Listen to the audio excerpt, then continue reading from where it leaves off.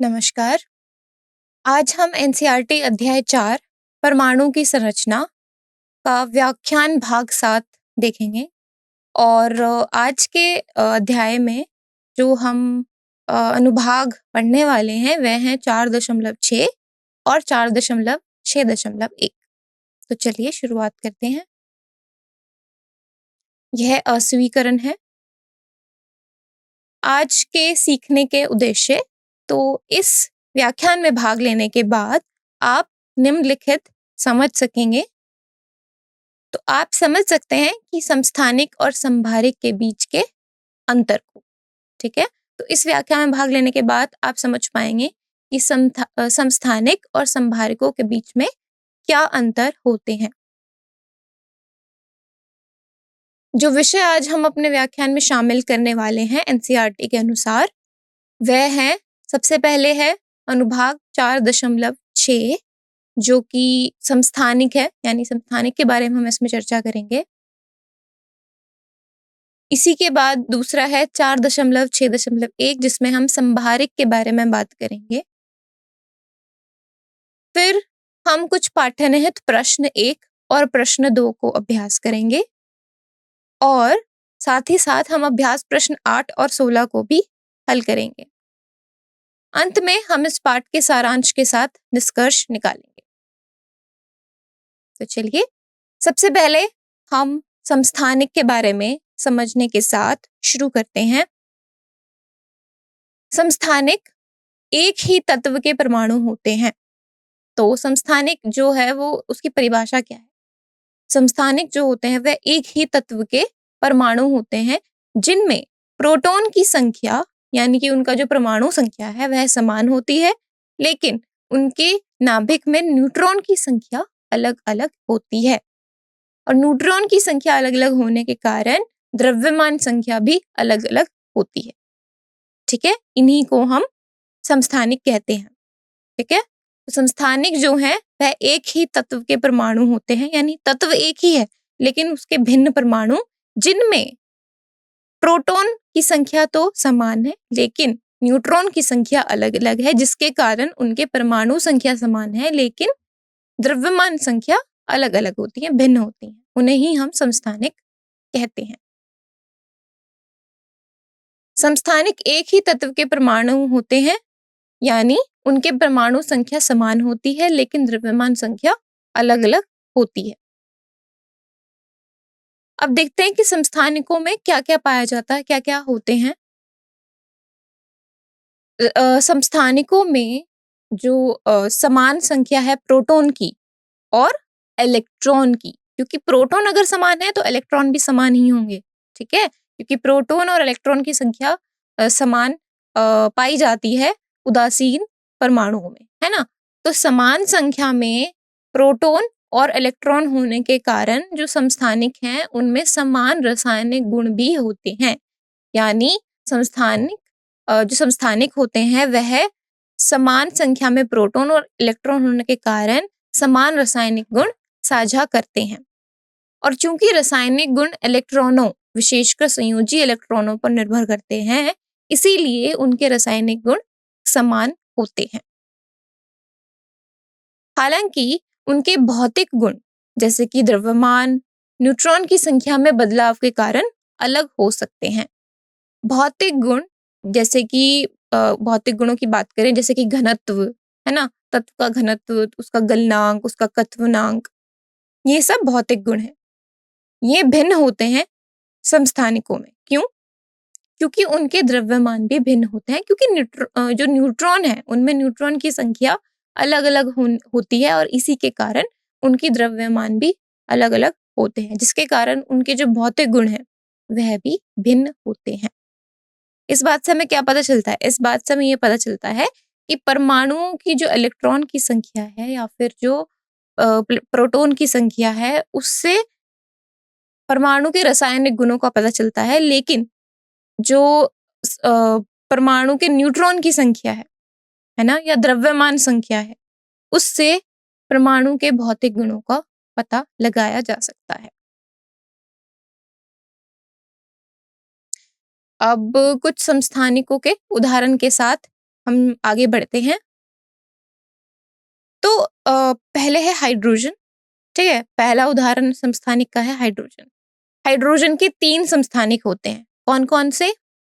सबसे सामान्य जो है, जो आमतौर पर सबसे ज्यादा मात्रा में मिलता है, वह है प्रोटियम।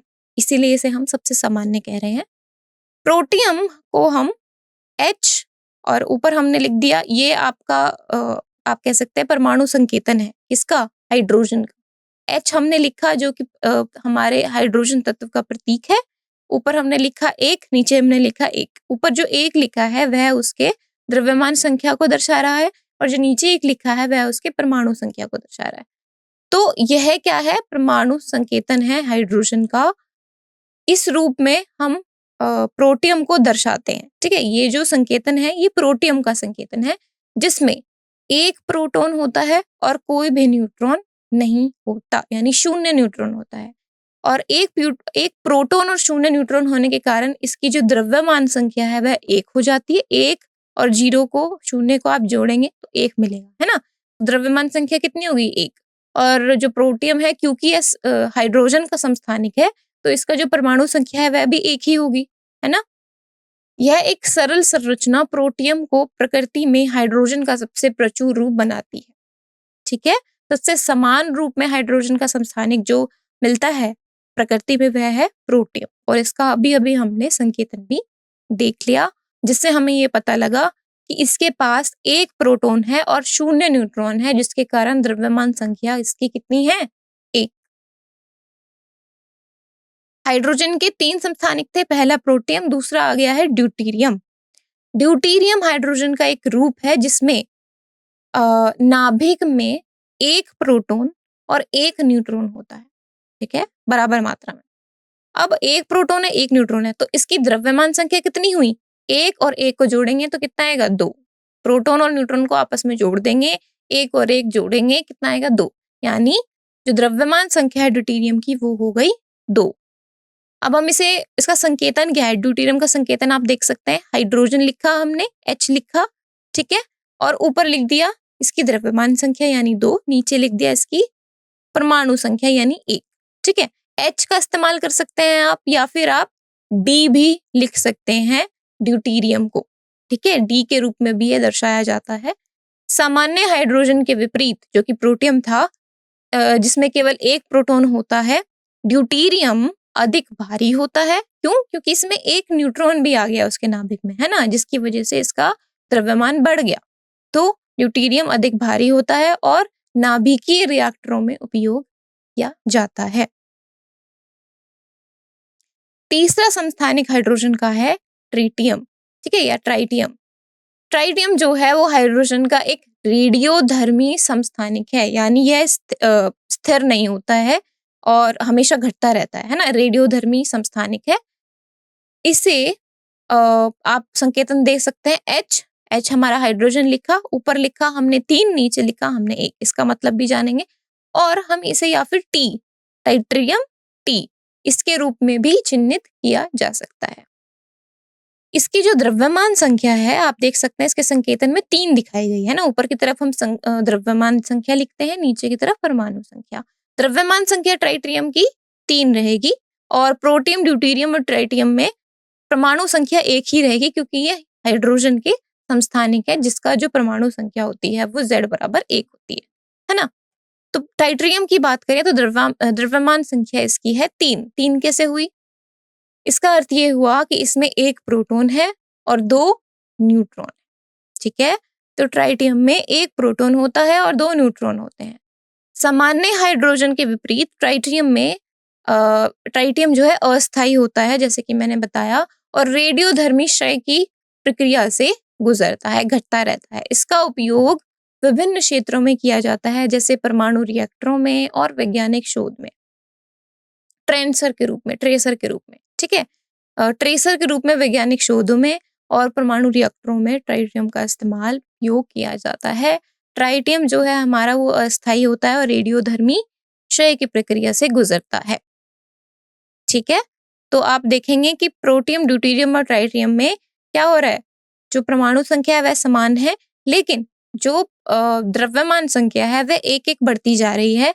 ऐसा इसलिए हुआ क्योंकि प्रोटियम के पास एक भी न्यूट्रॉन नहीं था, एक प्रोटॉन था। ड्यूटेरियम के पास एक प्रोटॉन था, एक न्यूट्रॉन था, जुड़कर बन गए दो।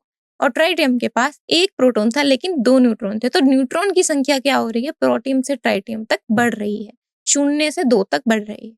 ठीक है, तो ये हो गए हमारे हाइड्रोजन के 3 समस्थानिक जिनके परमाणु संख्या समान है और द्रव्यमान संख्या भिन्न है। यह चित्र आपको दिया गया है। यह चित्र आप देख सकते हैं कि इसमें हाइड्रोजन के 3 समस्थानिक दिखाए गए हैं, जो क्योंकि हाइड्रोजन के 3 समस्थानिक होते हैं, प्रोटियम, ड्यूटेरियम और ट्राइटियम, है ना? तो प्रोटियम में एक प्रोटॉन है और कोई भी न्यूट्रॉन नहीं होता। आप देख सकते हैं चित्र में भी एक लाल रंग का प्रोटियम में प्रोटॉन हमें दिखाया गया है, बिल्कुल ही मध्य में, है ना? जो एटम है हमारा उसके बिल्कुल मध्य में। और चारों ओर एक नीले रंग के जो इलेक्ट्रॉन है, जो कि क्योंकि इसमें एक प्रोटॉन है, प्रोटॉन, न्यूट्रॉन और आप कह सकते हो प्रोटियम, ड्यूटेरियम और ट्राइटियम, तीनों में ही एक प्रोटॉन तो है ना? न्यूट्रॉन बढ़ रहा है लेकिन प्रोटॉन एक है तीनों में, यानी एक ही इलेक्ट्रॉन उसमें है जो घूम रहा है, क्योंकि इसकी परमाणु संख्या समान है इन तीनों की, इसीलिए इसमें एक इलेक्ट्रॉन तीनों में रहेगा, जो आपस में जो चारों ओर नाभिक के चारों ओर घूमता है, चक्कर लगाता है। लेकिन आप मध्य में देखें, नाभिक में देखें तो प्रोटॉन और न्यूट्रॉन की संख्या कैसे भिन्न है? तो प्रोटॉन तो एक है प्रोटियम में, ड्यूटेरियम में, ट्रिटियम में, लेकिन न्यूट्रॉन की संख्या ड्यूटेरियम में 1 हो गई और ट्रिटियम में 2 हो गई। तो और प्रोटियम में कितनी थी? 0, है ना? ये समस्थानिक न्यूट्रॉन की संख्या में अंतर होने के कारण द्रव्यमान में भी अंतर दिखाते हैं, लेकिन जो इनके रासायनिक व्यवहार है इनमें कोई अंतर नहीं आता। क्यों? क्योंकि इनका जो परमाणु संख्या है वह तो बराबर है ना? इलेक्ट्रॉन तो बराबर है, इलेक्ट्रॉन तो सब में समान है, लेकिन क्योंकि द्रव्यमान संख्या भिन्न है, प्रोटॉन न्यूट्रॉन भिन्न है, तो भौतिक गुण ये भिन्न दिखाते हैं। ठीक है, ये विज्ञान, ऊर्जा और परमाणु अभिक्रियाओं में एक महत्वपूर्ण भूमिका निभाते हैं।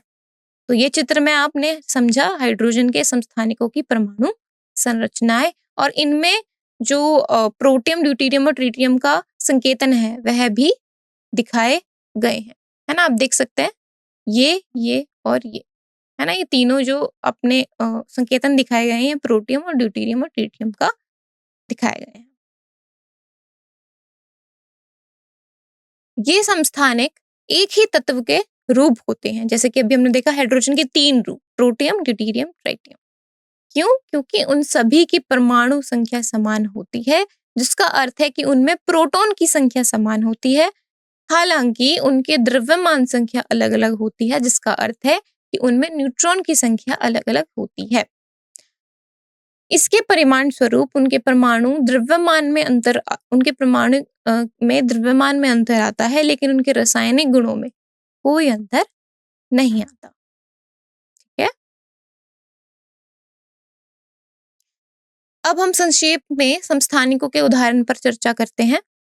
तो समस्थानिक अगर मैं याद दिलाऊं तो परिभाषा, तो एक ही तत्व के परमाणु होते हैं जिनमें न्यूट्रॉनों की संख्या अलग-अलग होती है, प्रोटॉन समान रहते हैं। क्लोरीन, क्लोरीन एक रासायनिक तत्व है ना? अभी हमने हाइड्रोजन के बारे में पढ़ा उदाहरण में, अब हम देख रहे हैं क्लोरीन। क्लोरीन एक रासायनिक तत्व है जो प्राकृतिक रूप से 2 मुख्य समस्थानिकों के रूप में पाया जाता है। तो इसके 2 समस्थानिक होते हैं।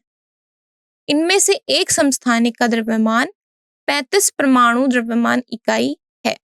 ठीक है, 2 समस्थानिकों में से एक समस्थानिकों का द्रव्यमान हो गया 35। समस्थानिक एक ही तत्व के परमाणु हैं और न्यूट्रॉन की संख्या इनमें अलग-अलग होती है, जिसके कारण इनके द्रव्यमान पर प्रभाव पड़ता है, लेकिन उनके रासायनिक गुणों पर कोई प्रभाव नहीं पड़ता। दूसरे समस्थानिक की बात करें क्लोरीन की, तो वह है जिसमें परमाणु द्रव्यमान 37 होता है। ठीक है, 37 परमाणु द्रव्यमान इकाई द्रव्यमान वाला क्लोरीन का एक अन्य परमाणु होता है, जो कि उसका समस्थानिक है।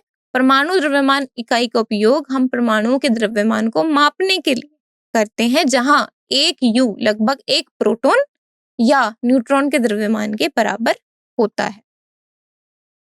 अब प्रकृति की बात करें तो उसमें 2 क्लोरीन के समस्थानिक होते हैं, जिनका अनुपात 3:1 होता है। ठीक है, क्या मतलब है इसका? जो क्लोरीन 35 है, अब हम इसे लिखते इस तरीके से है कि क्लोरीन लिखा हमने, उसके सामने लिख दिया हमने 35, ठीक है। 35 उसका द्रव्यमान दिखा रहा है, और क्लोरीन 35 का द्रव्यमान 35 परमाणु द्रव्यमान इकाई होता है, जबकि जो उसका दूसरा समस्थानिक है क्लोरीन 37, इसमें इसका द्रव्यमान 37 परमाणु द्रव्यमान इकाई होता है। प्रकृति में क्लोरीन के समस्थानिकों क्लोरीन 35 और क्लोरीन 37 का अनुपात लगभग 3:1 होता है, जिसका मतलब यह है कि हर 4 क्लोरीन परमाणुओं में से 3 क्लोरीन 35 और 1 क्लोरीन 37 होता है, ठीक है, जिससे क्लोरीन का औसत परमाणु द्रव्यमान, इनका जोड़ 35.5 परमाणु द्रव्यमान इकाई निकलता है। तो जैसा कि मैंने कहा, इसका मतलब यह है कि क्लोरीन 35 के 3 भाग होते हैं प्रत्येक क्लोरीन 37 के 1 भाग के लिए, और यह अनुपात क्लोरीन के औसत परमाणु द्रव्यमान को समझने में मदद करता है, जो कि लगभग 35.5 परमाणु इकाई द्रव्यमान होता है। अब चलिए औसत परमाणु द्रव्यमान की अवधारणा का अन्वेषण करते हैं। किसी तत्व का औसत परमाणु द्रव्यमान उसके सभी प्राकृतिक रूपों से पाए जाने वाले समस्थानिकों के द्रव्यमानों का भारित औसत होता है। यह औसत प्रत्येक समस्थानिक की अपेक्षाकृत प्रचुरता को ध्यान में रखता है। और उदाहरण के लिए अगर हम देखें तो यदि किसी तत्व के 2 समस्थानिक हैं, मान लीजिए, जिनमें से एक दूसरे की तुलना में अधिक सामान्य है, तो जो परमाणु का द्रव्यमान आएगा वह अधिक प्रचुर समस्थानिक के द्रव्यमान के करीब होगा। औसत परमाणु द्रव्यमान की गणना निम्नलिखित सामान्य सूत्र का उपयोग करके की जा सकती है, जैसे कि किसी भी अगर तत्व का हमें औसत परमाणु द्रव्यमान ज्ञात करना है, तो उसके सभी समस्थानिकों के द्रव्यमानों को उनकी प्राकृतिक प्रचुरता से गुणा करके जोड़ा जाता है, ठीक है। तो समस्थानिकों का द्रव्यमान, सभी समस्थानिकों का द्रव्यमान को हम गुणा करेंगे उनके समस्थानिकों की प्रचुरता, प्राकृतिक प्रचुरता से, और फिर उन्हें आपस में जोड़ देंगे। यह एक भारित औसत देता है जो प्रकृति में उपस्थित होने वाले तत्व के द्रव्यमान को दर्शाता है। यह है औसत परमाणु द्रव्यमान। तो इस जो सूत्र हमने देखा यहाँ पर, समस्थानिक का द्रव्यमान किसी तत्व के विशिष्ट समस्थानिक के परमाणु द्रव्यमान को दर्शाता है। प्रत्येक तत्व के अलग अलग समस्थानिक होते हैं जो एक ही तत्व के परमाणु होते हैं, है ना। जो समस्थानिक हैं वह एक ही तत्व के भिन्न परमाणु होते हैं जिनमें न्यूट्रॉन की संख्या भिन्न होती है। किसी समस्थानिक का परमाणु द्रव्यमान उसके नाभिक में मौजूद प्रोटॉन और न्यूट्रॉन का योग होता है, ये हम सभी को पता है ना। तो समस्थानिक का द्रव्यमान इस सूत्र में दर्शा रहा है कि उस समस्थानिक का द्रव्यमान क्या है, जो कि होगा उसके अंदर मौजूद प्रोटॉन और न्यूट्रॉन का कुल जोड़। वहीं किसी समस्थानिक की प्राकृतिक प्रचुरता से तात्पर्य उस विशिष्ट समस्थानिक के अनुपात या फिर उसके प्रतिशत से है, जो किसी प्राकृतिक रूप से पाए जाने वाले तत्व में पाया जाता है। इसे आमतौर पर एक भिन्न के रूप में व्यक्त किया जाता है, जो यह दर्शाता है कि उसी तत्व के अन्य समस्थानिकों की तुलना में वह समस्थानिक कितना सामान्य है, ठीक है। तो समस्थानिक की प्राकृतिक प्रचुरता से हम उस विशिष्ट समस्थानिक के अनुपात या प्रतिशत का पता लगा सकते हैं जो अन्य समस्थानिकों की तुलना में सामान्य है ना। और हम ये पता लगा सकते हैं कि उसकी प्रतिशत से को देख के कि कौन अधिक दूसरों समस्थानिक की तुलना में कौन अधिक सामान्य है ना, कौन काफी कम मात्रा में मौजूद होता है। तो ये सब हम किसी भी समस्थानिक की प्राकृतिक प्रचुरता के प्रतिशत से पता लगा सकते हैं। अब अगर यदि किसी तत्व के कोई समस्थानिक नहीं होते तो क्या हो? जरूरी नहीं है कि हर तत्व का कोई समस्थानिक हो, है ना। तो अगर किसी तत्व का कोई समस्थानिक नहीं होता तो उसका परमाणु द्रव्यमान उसके प्रोटॉन और न्यूट्रॉन के योग के बराबर हो जाता है। ठीक है, हमारी जो परिभाषा है वो नहीं बदलेगी कभी भी। समस्थानिक एक ही तत्व के परमाणु होते हैं, जैसे कि हमने बताया, जिनमें न्यूट्रॉन की संख्या अलग अलग होती है और प्रोटॉन की संख्या समान होती है। और जब कोई समस्थानिक नहीं होता किसी तत्व का, तो उसके न्यूट्रॉन की संख्या एक निश्चित होती है, वह नहीं बदलती। इसका मतलब ये हुआ है ना, अगर किसी परमाणु का समस्थानिक नहीं है, इसका मतलब ये हुआ कि उस तत्व का जो न्यूट्रॉन संख्या है वह निश्चित है, वह नहीं बदलेगी। इसीलिए परमाणु द्रव्यमान प्रोटॉन और न्यूट्रॉन की कुल संख्या के बराबर होगा, जो उस तत्व के एकल परमाणु का द्रव्यमान होता है।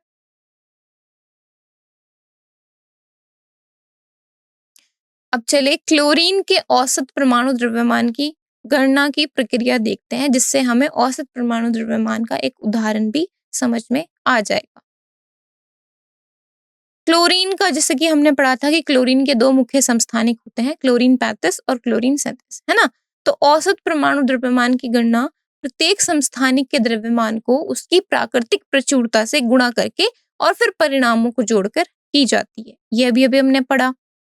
इसका इस्तेमाल हम क्लोरीन के समस्थानिक और आप कह सकते हो क्लोरीन का औसत परमाणु द्रव्यमान की गणना करने के लिए इस्तेमाल करेंगे। तो क्लोरीन जो 35 है, उसमें यह क्लोरीन का सबसे पहले एक समस्थानिक है, ये हम सभी को पता है ना। और इसका द्रव्यमान कितना है, इसके नाम में लिखा है 35 परमाणु द्रव्यमान इकाई। यह सभी प्राकृतिक रूप से उपस्थित क्लोरीन का लगभग 75% हिस्सा बनाता है, यानी प्रकृति में इसकी प्राकृतिक प्रचुरता 35% है। इसका मतलब प्रत्येक 100 क्लोरीन परमाणुओं में से लगभग 75 क्लोरीन 35 होते हैं। ठीक है, यानी लगभग 75 परमाणु क्लोरीन 35 होता है, जिनका द्रव्यमान 35 है। क्लोरीन 37 की अगर बात करें, जो कि क्लोरीन का दूसरा समस्थानिक है, वह क्लोरीन का एक ऐसा समस्थानिक है जिसका द्रव्यमान लगभग 37 परमाणु द्रव्यमान इकाई है ना। और यह सभी प्राकृतिक रूप से उपस्थित क्लोरीन का लगभग 25% हिस्सा बनाता है। इसका मतलब प्रत्येक 100 क्लोरीन परमाणुओं में से 25 क्लोरीन 37 होते हैं, जिनका द्रव्यमान 37 होता है। बाकी के शेष 75 क्लोरीन 35 होते हैं।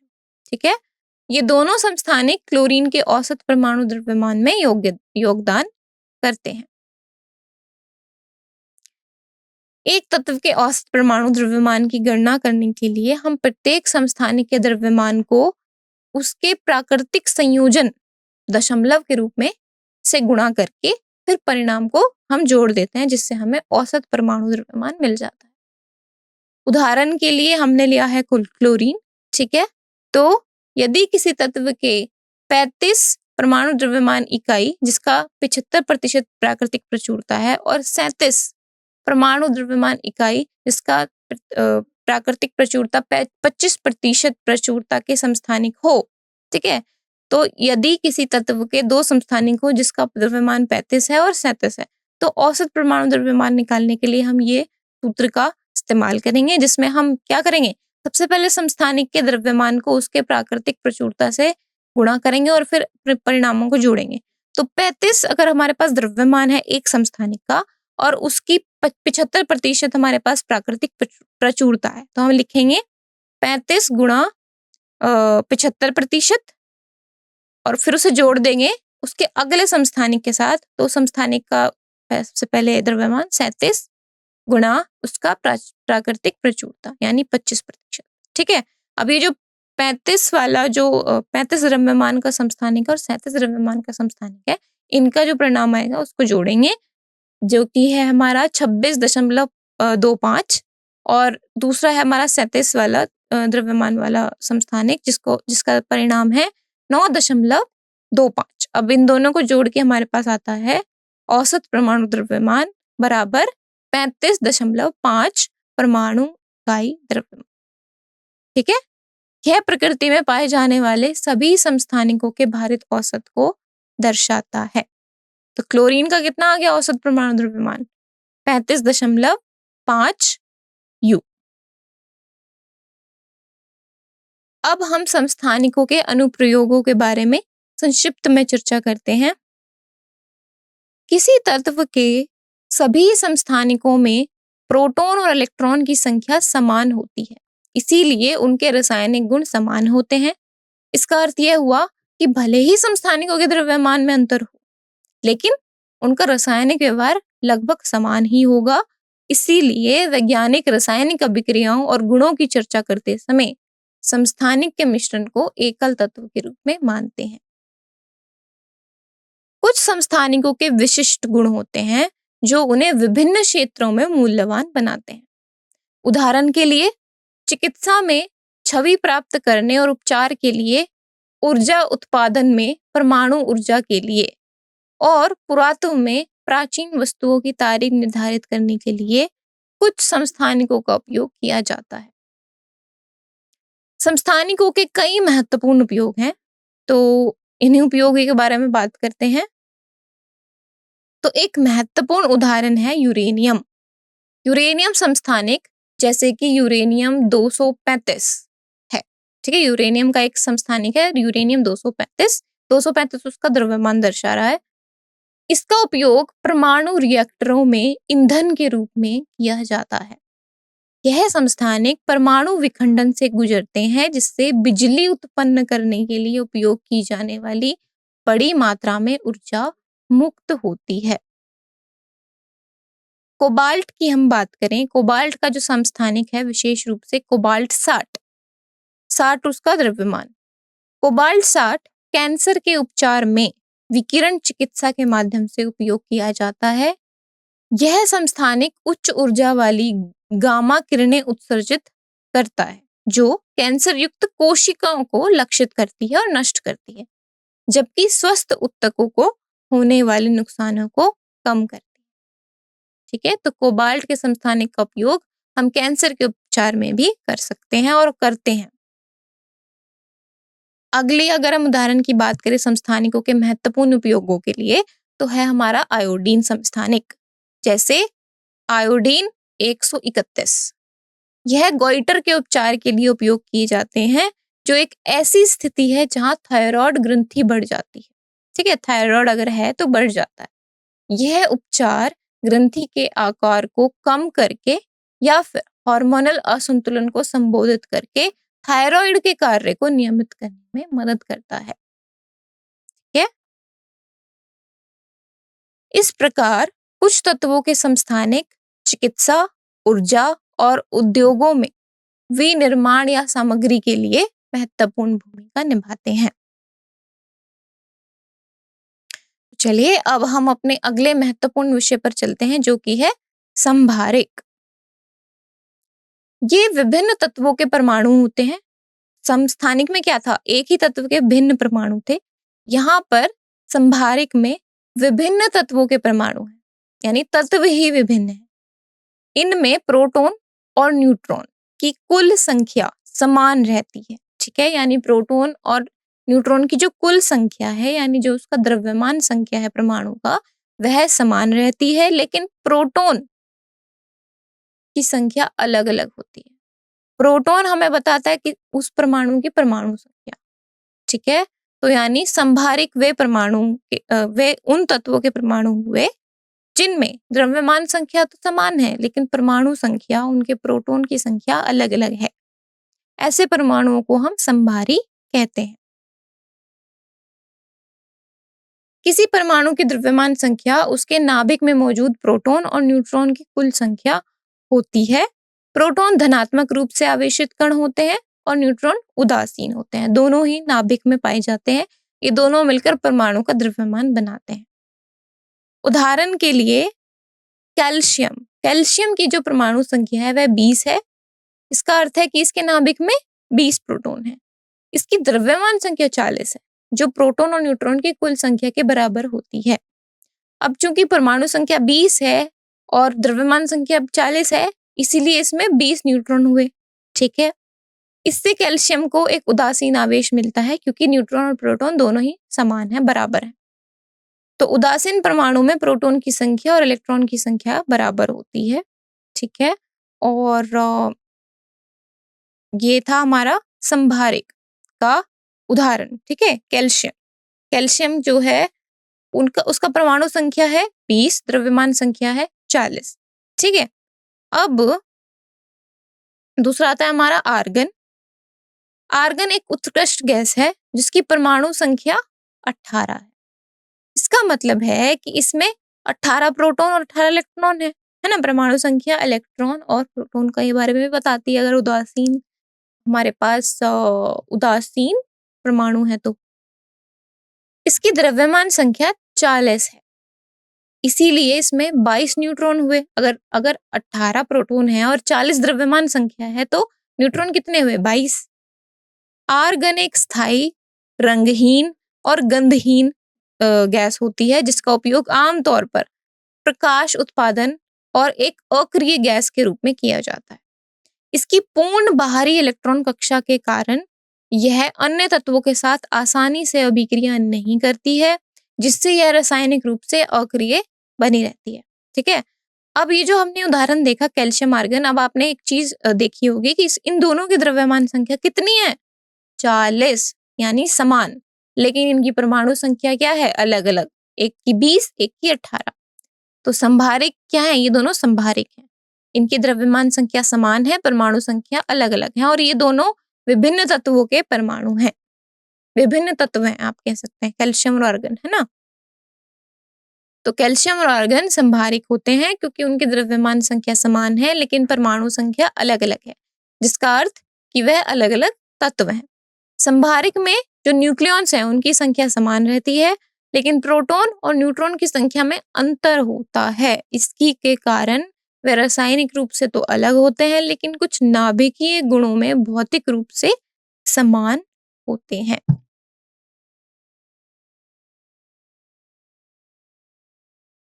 अब हम एक अपने पाठनिहित प्रश्न 1 पर बढ़ते हैं।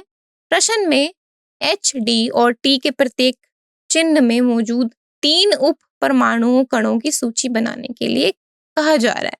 ठीक है, यहाँ पर H जो है वो हाइड्रोजन है, D ड्यूटेरियम है और T ट्राइटियम।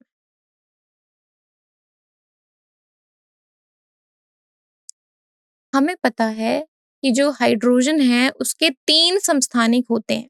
ठीक है, अच्छा ओके, तो जो हमारा प्रश्न है इसमें H, D और T के लिए हमें 3 उप परमाणु कणों को सारणीबद्ध करना है। ठीक है, तो H जो है हमारा वो प्रोटियम दर्शा रहा है और D ड्यूटेरियम और T ट्राइटियम। अब हाइड्रोजन के ये 3 समस्थानिक होते हैं, प्रोटियम, ड्यूटेरियम और ट्राइटियम। ठीक है, सभी में एक प्रोटॉन और एक इलेक्ट्रॉन होते हैं। ठीक है, तो प्रोटॉन और इलेक्ट्रॉन समान रहेंगे क्योंकि ये समस्थानिक है हाइड्रोजन। ठीक, अंतर केवल न्यूट्रॉन में आएगा। तो प्रोटियम में कितने न्यूट्रॉन हैं? 0, ड्यूटेरियम में 1 और ट्राइटियम में 2।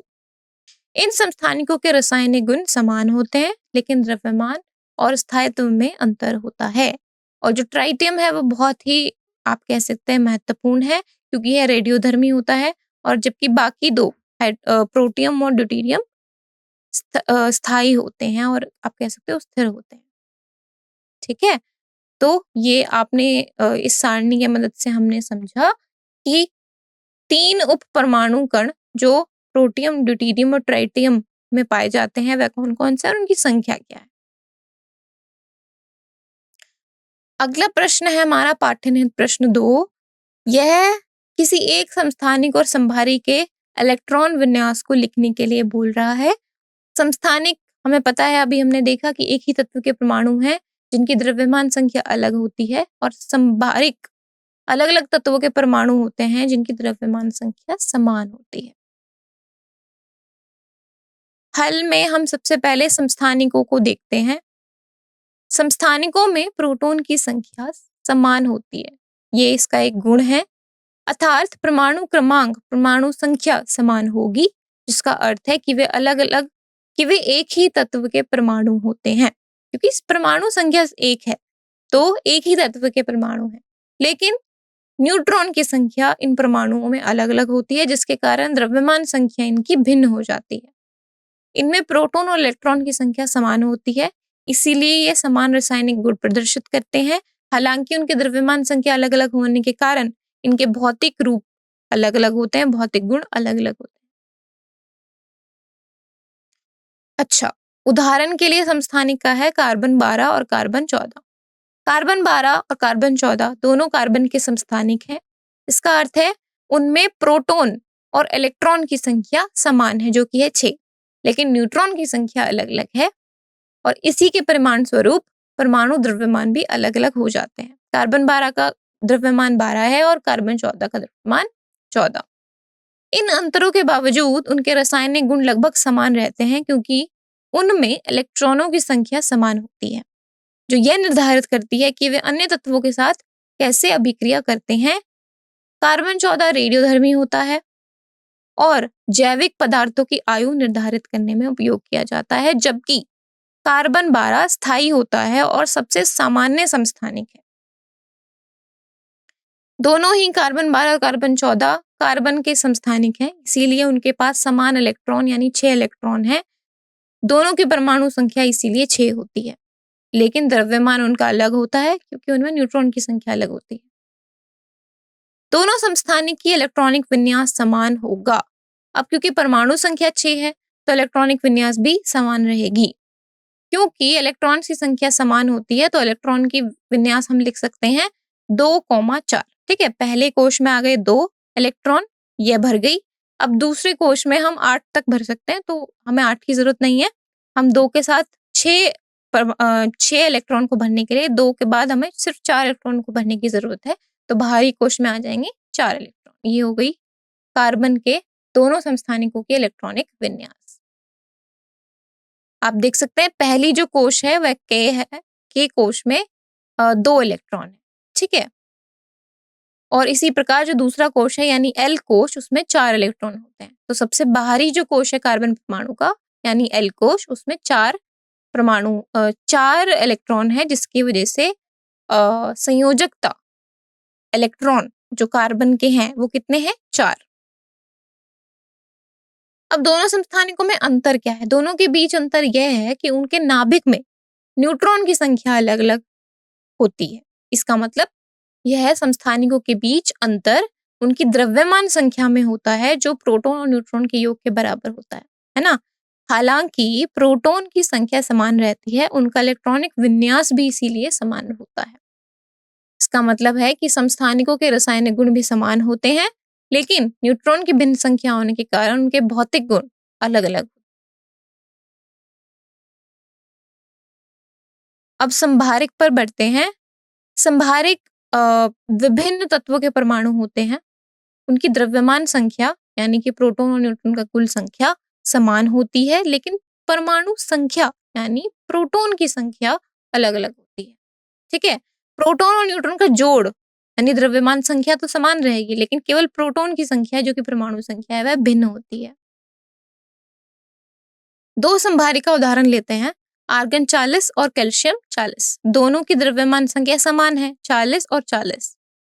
आर्गन के पास कुल 18 इलेक्ट्रॉन होते हैं, जो कि नाभिक के चारों ओर अलग अलग कक्षाओं में व्यवस्थित होते हैं। आर्गन का इलेक्ट्रॉनिक विन्यास होता है 2,8,8। इसका अर्थ आर्गन के पहले ऊर्जा स्तर में 2 इलेक्ट्रॉन, दूसरे में 8 और तीसरे में भी 8। इसकी बाहरी कोश में 8 इलेक्ट्रॉन है, जो कि पूर्ण है। एक कोश 8 अधिकतम भर सकती है ना अपने अंदर इलेक्ट्रॉन, और इसके बाहरी कोश में 8 है जो कि पूर्ण है। और यही बात आर्गन को एक नोबल गैस बनाता है, जिसके रासायनिक गुण स्थायी होते हैं।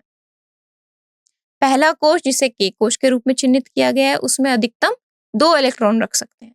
और यहाँ पर हम कैसे बता रहे हैं कि 2 इलेक्ट्रॉन ही रखने हैं? यह सूत्र 2 गुणा n का घात 2 पर आधारित है, यानी 2n वर्ग पर आधारित है, जहां जो n है वह कोश की संख्या को दर्शा रहा है। पहला कोश के लिए हम n की संख्या को 1 रखेंगे, इसलिए इलेक्ट्रॉनों की अधिकतम संख्या कितनी आ जाएगी? 2 गुणा 1 घात 2 यानी 2, है ना। तो इसीलिए पहली कोश में 2 इलेक्ट्रॉन आएंगे। दूसरी कोश यानी एल कोश है, उसमें हम 8 इलेक्ट्रॉन रख सकते हैं। समान सूत्र का इस्तेमाल करके आप निकाल सकते हैं कि एल कोश में कितने इलेक्ट्रॉन जाते हैं। यह कोश तीसरे कोश पर जाने से पहले भर दी जाती है। अब तीसरे कोश की बात करें, क्योंकि 2 और 8 के बाद कितना हो गया हमारे पास? 10 इलेक्ट्रॉन, लेकिन हमारे पास 18 इलेक्ट्रॉन है ना, 8 और भरने। तो तीसरे कोश में हम जिसे m के रूप से चिन्हित किया गया है, परमाणुओं की अधिकतम संख्या 8 इलेक्ट्रॉन को रख देंगे और यह इलेक्ट्रॉन विन्यास नियमों पर आधारित है, जहां प्रत्येक कोश की एक विशिष्ट क्षमता होती है। सबसे बाहरी m कोश ऑक्टेट के साथ पूर्ण हो रहा है आर्गन के लिए। कैल्शियम जो है उसके अंदर 20 इलेक्ट्रॉन होते हैं, मतलब इसके नाभिक में 20 प्रोटॉन और 20 न्यूट्रॉन भी होते हैं। इसका इलेक्ट्रॉनिक विन्यास होता है 2,8,8,2, यानी इसकी पहली ऊर्जा स्तर में 2, दूसरे में 8, तीसरे में 8, चौथे में 2 इलेक्ट्रॉन। यह विन्यास दिखाता है कि कैल्शियम के सबसे बाहरी कोश में 2 संयोजकता इलेक्ट्रॉन है, जिससे यह अभिक्रियाशील हो जाता है और इन इलेक्ट्रॉनों को खोकर +2 आयन बनाने की संभावना रखता है। पहला ऊर्जा स्तर जो कि K कोश है उसमें अधिकतम 2 इलेक्ट्रॉन रख सकते हैं। दूसरे कोश यानी L कोश में हम 8 इलेक्ट्रॉन तक रख सकते हैं। इलेक्ट्रॉन पहले आंतरिक कोश को भरते हैं और फिर बाहरी कोश में जाते हैं। तो तीसरा जो कोश है यानी M कोश, उसमें अधिकतम 8 इलेक्ट्रॉन हो सकते हैं। ये इलेक्ट्रॉनिक विन्यास नियमों पर आधारित है, जहां प्रत्येक कोश की एक विशिष्ट क्षमता होती है और इन दो तत्वों की जो द्रव्यमान संख्या है वह समान होती है, यानी 40। ठीक है, इसका अर्थ है कि उनके प्रोटॉन और न्यूट्रॉन की कुल संख्या बराबर होती है। हालांकि उनकी परमाणु संख्या अलग अलग होती है, जिसका अर्थ है कि उनकी इलेक्ट्रॉन की संख्या अलग अलग है, प्रोटॉन की संख्या अलग अलग है। ठीक है, और क्योंकि एक उदासीन परमाणु में इलेक्ट्रॉन और प्रोटॉन की संख्या बराबर होती है, इसीलिए उनके इलेक्ट्रॉनिक विन्यास भी अलग अलग होते हैं। ठीक है, तो ये था हमारे पास संभारिक और समस्थानिकों के एक युग्म का इलेक्ट्रॉनिक विन्यास, जैसे कि हमने कहा। ठीक है, तो अभी हमने देखा आर्गन के लिए संभारिक में, और अभी हमने देखा कैल्शियम के लिए। ठीक है, इसका इलेक्ट्रॉनिक विन्यास था 2,8,8,2, है ना। K कोश में 2 इलेक्ट्रॉन, L में 8 इलेक्ट्रॉन, M में 8 इलेक्ट्रॉन, फिर N में जो सबसे बाहरी कोश होगा उसमें 2 इलेक्ट्रॉन। ठीक है, अब हम अभ्यास प्रश्न 8 देखते हैं। प्रश्न आपसे परमाणु संख्या, द्रव्यमान संख्या, समस्थानिक और संभारिक को उदाहरण सहित समझाने के लिए कह रहा है, और यह समस्थानिकों के 2 उपयोगों के लिए भी पूछ रहा है ना। तो चलिए इसको हल करते हैं। प्रश्न के पहले भाग से शुरू करते हैं। इसका मतलब है कि परमाणु संख्या की अवधारणा। ठीक है, परमाणु संख्या जिसे हम Z से भी दिखाते हैं, किसी परमाणु के नाभिक में प्रोटॉन की संख्या होती है। यह तत्व को परिभाषित करती है और आवर्त सारणी में उसकी स्थिति निर्धारित करती है। किसी तत्व की पहचान उसके नाभिक में मौजूद प्रोटॉन की संख्या द्वारा निर्धारित होती है। प्रत्येक तत्व में प्रोटॉन की एक अद्वितीय संख्या होती है, जिसे परमाणु संख्या कहा जाता है, जो आवर्त सारणी में उसकी स्थिति को परिभाषित करता है। किसी भी तत्व जैसे कि कार्बन की परमाणु संख्या बताती है कि उसके नाभिक में कितने प्रोटॉन हैं। अब कार्बन के लिए परमाणु संख्या 6 है, इसलिए इसमें 6 प्रोटॉन है। यह संख्या तत्व को परिभाषित करती है और आवर्त सारणी में उसकी स्थिति निर्धारित करती है। प्रोटॉन धनात्मक रूप से आवेशित कण होते हैं और किसी उदासीन परमाणु में प्रोटॉन की संख्या इलेक्ट्रॉनों की संख्या के बराबर होती है। अब अगला जो भाग है वह है द्रव्यमान संख्या। द्रव्यमान संख्या को हम A से भी दर्शाते हैं। यह किसी परमाणु के नाभिक में प्रोटॉन और न्यूट्रॉन की कुल संख्या को दर्शाया जाता है, मतलब कि उसकी कुल संख्या कितनी है ना, प्रोटॉन और न्यूट्रॉन की। यह एक महत्वपूर्ण गुण है जो किसी तत्व के विभिन्न समस्थानिकों की पहचान में मदद करता है। हालांकि प्रोटॉन की संख्या तत्व को परिभाषित करती है, द्रव्यमान संख्या प्रोटॉन और न्यूट्रॉन की संयुक्त गणना देती है, जो परमाणु के द्रव्यमान को प्रभावित करती है। यह संख्या रासायनिक संकेतन में तत्व के प्रतीक के बाईं ओर और एक उप प्रलिखित के रूप में दर्शाई जाती है, उसके संकेतन में, है ना। अब कार्बन 12 का उदाहरण देखते हैं। यह कार्बन का एक समस्थानिक है और इसके नाभिक में 6 प्रोटॉन है, जो इसे कार्बन बनाता है। ठीक है, इसमें 6 न्यूट्रॉन भी हैं प्रोटॉन के साथ साथ। जिससे इसकी द्रव्यमान संख्या 12 होती है। और द्रव्यमान संख्या किसी भी परमाणु में प्रोटॉन और न्यूट्रॉन की कुल संख्या होती है। ठीक है, यानी कार्बन 12 में कितने द्रव्यमान संख्या हुई, 6 प्रोटॉन और 6 न्यूट्रॉन को जोड़ा तो कितना आया, 12, यानी द्रव्यमान कितने हुआ, 12। अब हम अगला भाग देखते हैं। तो अभी अभी हमने देखा परमाणु संख्या और द्रव्यमान संख्या, है ना। अब बात करते हैं समस्थानिक के बारे में। समस्थानिक एक ही तत्व के परमाणु होते हैं जिनमें प्रोटॉन की संख्या समान होती है, यानी उनका परमाणु संख्या समान रहेगी, लेकिन न्यूट्रॉन की संख्या अलग अलग होती है, जिसके परिणाम स्वरूप द्रव्यमान संख्या भी अलग अलग हो जाती है। इसका मतलब उनके रासायनिक गुण समान होते हैं, लेकिन भौतिक गुण और स्थायित्व में अंतर आ जाता है। समस्थानिकों के उदाहरण की बात करें तो वह है कार्बन 12 और कार्बन 14। कार्बन 12 और कार्बन 14 कार्बन के समस्थानिक रूप होते हैं। दोनों में 6 प्रोटॉन होते हैं जो कार्बन के रूप में परिभाषित होते हैं, लेकिन जो 6 और 8 आप कह सकते हो, 6 मतलब प्रोटॉन है उसमें, ठीक है, और 8 न्यूट्रॉन है। कार्बन 14 के कार्बन 12 से भारी होते हैं, ठीक है। कार्बन 14 जो है वो कार्बन 12 से भारी होता है क्योंकि उसका द्रव्यमान ज्यादा है ना। कार्बन 14 यानी 14 उसका द्रव्यमान है और कार्बन 12 में 12 द्रव्यमान है। तो कार्बन 12 क्या हो गया, कार्बन 14 कार्बन 12 से अधिक भारी होता है। समस्थानिकों के अंदर जो रासायनिक गुण हैं वह समान होते हैं, लेकिन भौतिक गुण और स्थायित्व में अंतर होता है। अगला जो हमारा भाग है वह है संभारिक। संभारिक विभिन्न तत्वों के परमाणु होते हैं जिनकी द्रव्यमान संख्या समान होती है, लेकिन परमाणु संख्या अलग अलग होती है। द्रव्यमान संख्या किसी परमाणु के नाभिक में उपस्थित प्रोटॉन और न्यूट्रॉन की कुल संख्या होती है, जबकि परमाणु संख्या केवल प्रोटॉन की संख्या होती है। अब चूंकि जो संभारिक हैं उनकी द्रव्यमान संख्या समान होती है, इसलिए उनमें प्रोटॉन और न्यूट्रॉन की संख्या अलग अलग होती है, ठीक है। उदाहरण क्या है संभारिक का, उदाहरण है आर्गन 40 और कैल्शियम 40। दोनों ही संभारिक हैं, दोनों की द्रव्यमान संख्या 40 है। इसका अर्थ है कि उनके प्रोटॉन और न्यूट्रॉन की जो कुल संख्या है मिलाकर वह 40 है। हालांकि आर्गन में 18 प्रोटॉन होते हैं और 22 न्यूट्रॉन होते हैं, जबकि कैल्शियम में 20 प्रोटॉन और 20 न्यूट्रॉन होते हैं, ठीक है। और क्योंकि प्रोटॉन न्यूट्रॉन की संख्याओं में भेद है, इससे वे अलग अलग तत्व हैं, लेकिन समान कुल द्रव्यमान के साथ, यानी 40 उनका जो द्रव्यमान है आर्गन और कैल्शियम का वह 40 है। परमाणु संख्या भिन्न है क्योंकि जो प्रोटॉन की संख्या है वह दोनों में ही भिन्न है ना। अब अगली चीज जो हम समझने वाले हैं वह है समस्थानिकों और संभारिकों का उपयोग। सबसे पहले समस्थानिकों के उपयोग, दो उपयोगों की बात करते हैं।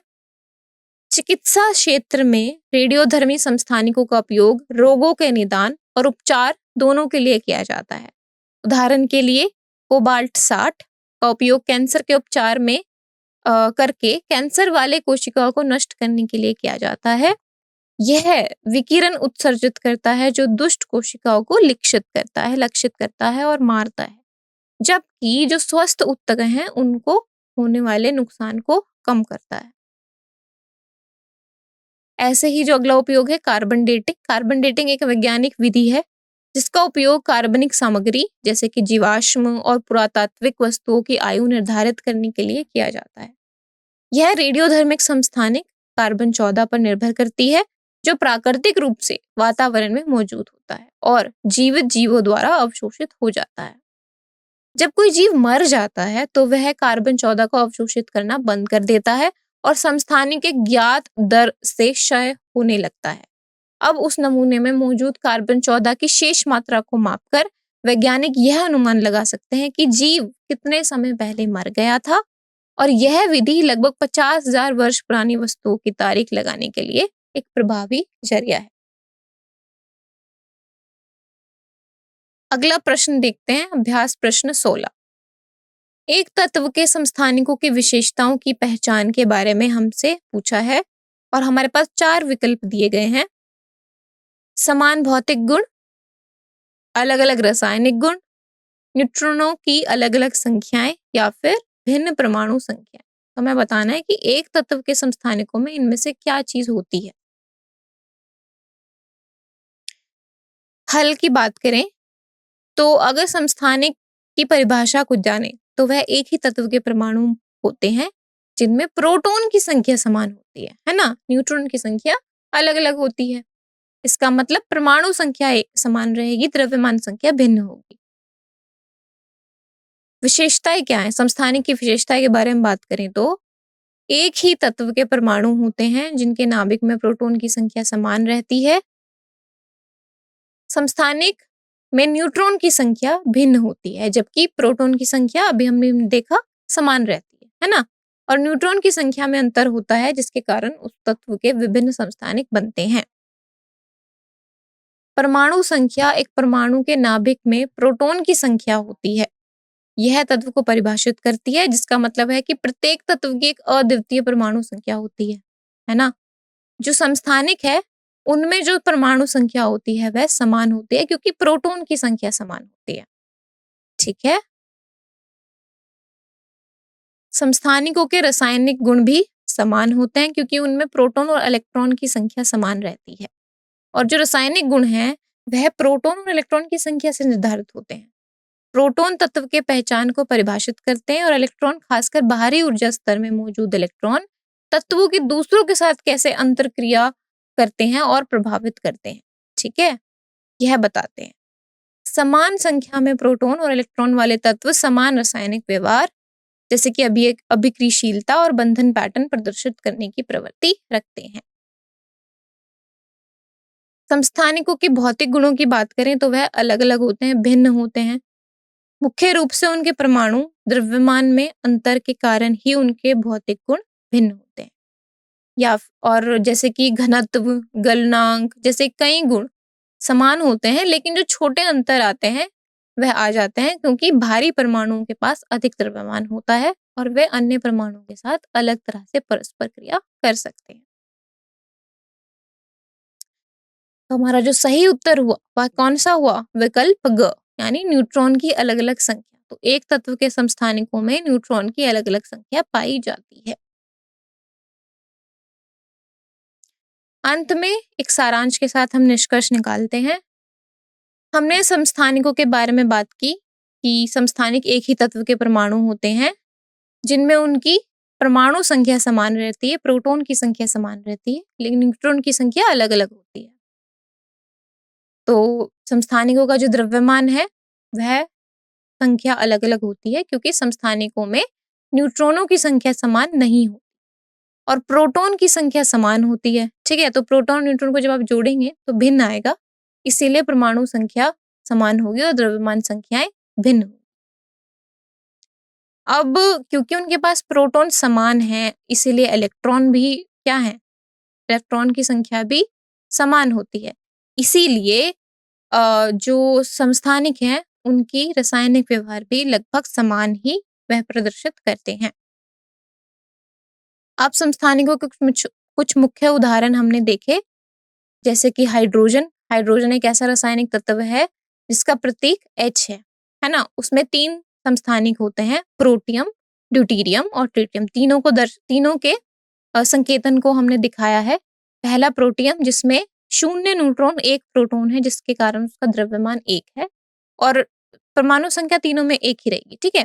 दूसरा है ड्यूटेरियम जिसमें न्यूट्रॉन 1 है और प्रोटॉन भी 1 है जिससे द्रव्यमान संख्या 2 हो गई। और ट्रिटियम में न्यूट्रॉन 2 है, प्रोटॉन 1 है जिससे द्रव्यमान संख्या 3 हो गई। तो ये 3 हाइड्रोजन के समस्थानिक। अगला उदाहरण ले लीजिए आप, क्लोरीन। क्लोरीन एक ऐसा तत्व है जो समस्थानिक भिन्नता प्रदर्शित करता है। जैसे कि आप देख सकते हैं क्लोरीन के 2 समस्थानिक हैं। दोनों में जो परमाणु संख्या है वह 17 है लेकिन जो द्रव्यमान संख्या है एक में 35 है और एक में 37 है। क्यों? क्योंकि इनके अंदर जो न्यूट्रॉन की संख्या है वह उनमें अंतर है और उनमें अंतर होने के कारण इनकी द्रव्यमान संख्या भी अलग अलग होती है। फिर हमने संभारिक के बारे में बात की है। संभारिक विभिन्न रासायनिक तत्वों के परमाणु होते हैं जिनकी द्रव्यमान संख्या समान होती है लेकिन परमाणु संख्या भिन्न होती है। आज के लिए इतना ही। धन्यवाद।